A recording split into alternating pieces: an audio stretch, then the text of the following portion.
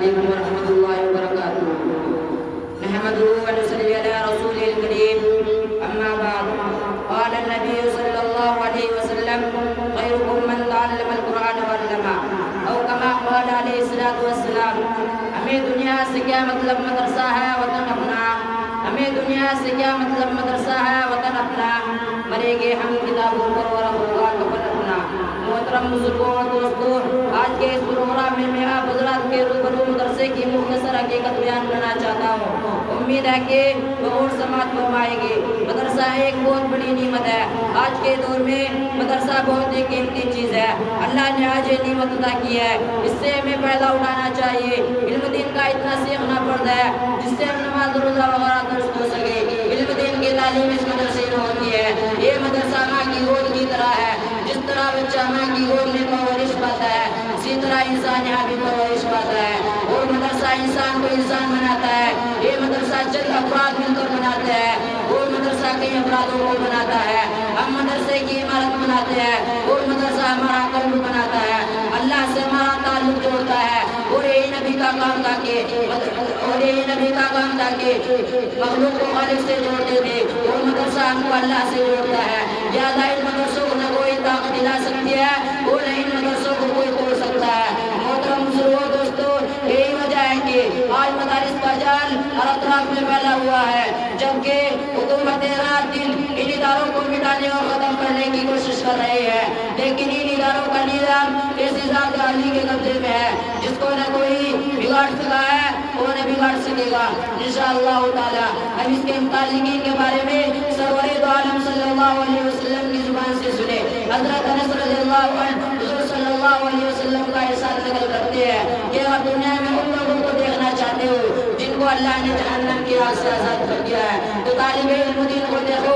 بخدا جو طالب علم صرف علم حاصل کرنے کی نیت سے کسی عالم کے دروازے پر جاتا ہے، اسے ہر حرف اور ہر قدم پر 1 سال کی عبادت کا ثواب ملتا ہے، اور اس کے لیے جنت میں شہر بنا دیا جاتا ہے۔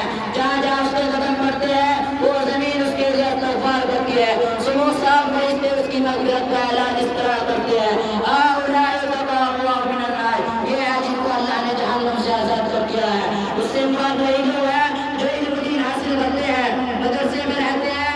ظاہر سی بات ہے، جب طلبہ کرام کا اتنا بلند مقام ہے تو ان لوگوں کی کیا شان ہوگی جو طلبہ پر خرچ کرتے ہیں، مدرسے میں امداد دیتے ہیں، ان کے روپیوں اور پیسوں سے عمارتیں بنائی جاتی ہیں، تو آخرت میں اللہ تعالیٰ ان کو کتنا بڑا اجر دے گا۔ دوستوں، مدرسہ کیا ہے؟ مدرسے میں قرآن ہے جو اللہ کی کتاب ہے، انقلابی کتاب ہے جس نے دنیا کی کایا پلٹ دی، ہلچل مچا دی۔ سب سے پہلے قرآن نے آ کر یہ کیا کہ جو بندہ خدا سے ٹوٹ چکا تھا انہیں خدا سے جوڑا، اور فرمایا تم تعلق کو توڑتے ہو لیکن خدا نہیں توڑتا۔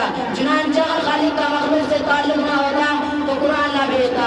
قرآن نے بھٹکے ہوئے لوگوں کو راہ دکھائی، زمانے کو خیر القرون بنا دیا۔ قرآن کریم کا کتنا بڑا احسان ہے کہ حضور صلی اللہ علیہ وسلم کو محمد بن عبداللہ سے محمد رسول اللہ بنا دیا، وہ خاتم النبیین بنا دیا۔ بہرحال ادارے کا دار و مدار طالب علم اور مدرس پر ہے، تعمیر سے اونچائی نہیں آتی۔ اس ادارے کا رشتہ صحابہ صحبہ سے چلا ہوا ہے، جس کے معلم سرور دو عالم صلی اللہ علیہ وسلم تھے، اور جس کے حضرت ابوبکر صدیق رضی اللہ عنہ، حضرت فاروق اعظم رضی اللہ عنہ جیسے تھے۔ ہم یہ فخر سے کہہ سکتے ہیں اولئک آبائی فجئنا بمثلہم، کہ کوئی یونیورسٹی سے فارغ ہونے والا اس طرح کا فخر کر سکتا ہے۔ یہ وہی دینی ادارہ تھا جہاں جبریل خود طالب علم بن کر استغفار کے لیے آئے تھے اور کہتے تھے ایمان اور احسان کیا چیز ہے، قیامت کب آئے گی؟ اس مرکز میں طالب علم بن کر جبریل بھی رہے، ایسا نہ کوئی پیش کر سکا اور نہ کر سکے گا۔ دوستوں، مدرسے کی قدر کرو، تم نہ کرو گے خدا دوسروں کو پیدا کر دے گا۔ خدا نے آج تک اس قوم کی حالت نہیں بدلی، خدا نے آج تک اس قوم کی حالت نہیں بدلی، نہ وہ جس کو خیال آپ اپنی حالت کے بدلنے کا۔ حضور صلی اللہ علیہ وسلم کے زمانے سے مدرسہ چلا اور چل رہا ہے۔ حضور صلی اللہ علیہ وسلم کی توجہ اور دعا ساتھ ہے۔ ادارہ نہیں بن سکتا، جس کا تعلق ادارے سے ہو وہ بھی نہیں بن سکتا۔ اللہ تعالیٰ نے دینی ادارے کی توفیق عطا فرمائے۔